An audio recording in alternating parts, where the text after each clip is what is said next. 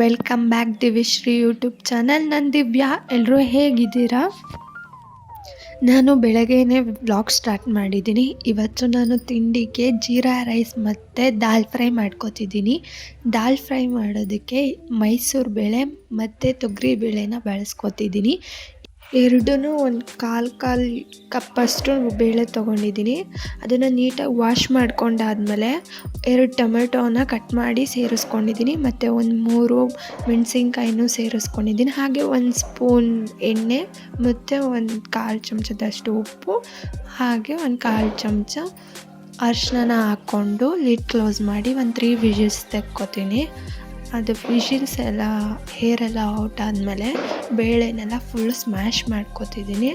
ಅದಕ್ಕೆ 1 ಸ್ಪೂನಷ್ಟು ಮಸಾಲ ಪೌಡರ್ನ ಹಾಕ್ಕೊಂಡು ನೀಟಾಗೆ ಸ್ಮ್ಯಾಶ್ ಮಾಡಿಕೊಂಡು ಒಂದು ಪಾತ್ರೆಗೆ 2 ಚಮಚದಷ್ಟು ಎಣ್ಣೆನ ಸೇರಿಸ್ಕೊಂಡು ಅದಕ್ಕೆ ಸಾಸಿವೆ, ಜೀರಿಗೆ 1/4 ಸ್ಪೂನ್ನ ಸೇರಿಸ್ಕೊಂಡಿದ್ದೀನಿ ಮತ್ತು 1 ಇಂಚ್ನಷ್ಟು 2 ಚಕ್ಕೆನ ಸೇರಿಸ್ಕೊಂಡು ಒಂದು ಕಟ್ ಮಾಡ್ಕೊಂಡಿರೋ ಈರುಳ್ಳಿನ ಸೇರಿಸ್ಕೊಂಡಿದ್ದೀನಿ. ಹಾಗೆ 2 ಮೆಣಸಿನ್ಕಾಯಿನೂ ಸಹ ಸೇರಿಸ್ಕೊಂಡು ಫ್ರೈ ಮಾಡ್ಕೊತಿದ್ದೀನಿ.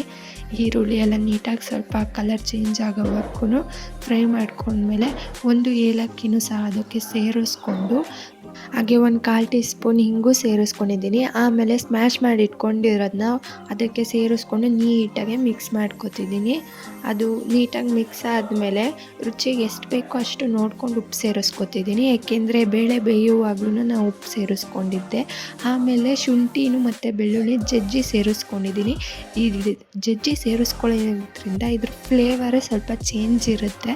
ಹಾಗೆ ಕಸೂರಿ ಮೆಂತ್ಯನ ಸೇರಿಸ್ಕೊಂಡು ಲಾಸ್ಟಿಗೆ 1 ಸ್ಪೂನಷ್ಟು ತುಪ್ಪನ ಹಾಕ್ಕೊಂಡ್ರೆ ದಾಲ್ ಫ್ರೈ ರೆಡಿನೇ ಆಗೋಗುತ್ತೆ.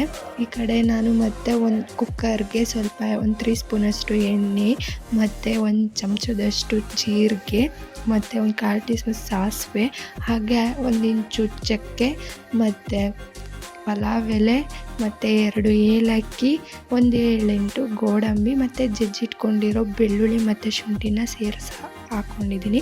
ಜಜ್ಜಿ ಹಾಕ್ಕೊಳ್ಳೋದ್ರಿಂದ ಬೇರೆಯೇ ಫ್ಲೇವರ್ ಕೊಡುತ್ತೆ, ತುಂಬ ಚೆನ್ನಾಗಿರುತ್ತೆ ಅದು. ಆಮೇಲೆ ಅದಕ್ಕೆ ತೊಳೆದಿಟ್ಕೊಂಡಿರೋ ಅಕ್ಕಿನ ಹಾಕ್ಕೊಂಡು ಹಾಗೆ ಎಣ್ಣೆಲೇ ಫ್ರೈ ಮಾಡ್ಕೊಂಡಿದ್ದೀನಿ. ನಾನಿಲ್ಲಿ 1 ಗ್ಲಾಸ್ ಅಷ್ಟು ಅಕ್ಕಿ ತೊಗೊಂಡಿರೋದ್ರಿಂದ 2 ಗ್ಲಾಸ್ ನೀರು ಹಾಕ್ಕೊಂಡು ಕಸೂರಿ ಮೆಂತ್ಯ ಮತ್ತು ರುಚಿಗೆ ಎಷ್ಟು ಬೇಕೋ ಅಷ್ಟು ಉಪ್ಪು ಸೇರಿಸ್ಕೊಂಡು ಲಾಸ್ಟಿಗೆ 1 ಅರ್ಧ ಚಮಚದಷ್ಟು ಚಿಲ್ಲಿ ಪೌಡರ್ನ ಸೇರಿಸ್ಕೊಂಡಿದ್ದೀನಿ. ಆಮೇಲೆ 1 ಸ್ಪೂನ್ ತುಪ್ಪನ ಸೇರಿಸ್ಕೊಂಡು ಮಿಕ್ಸ್ ಮಾಡಿಕೊಂಡ್ರೆ 3 ವಿಷಲ್ಸ್ ತೆಗೆದುಕೊಂಡ್ರೆ ಜೀರಾ ರೈಸ್ ರೆಡಿನೇ ಆಗೋಗುತ್ತೆ.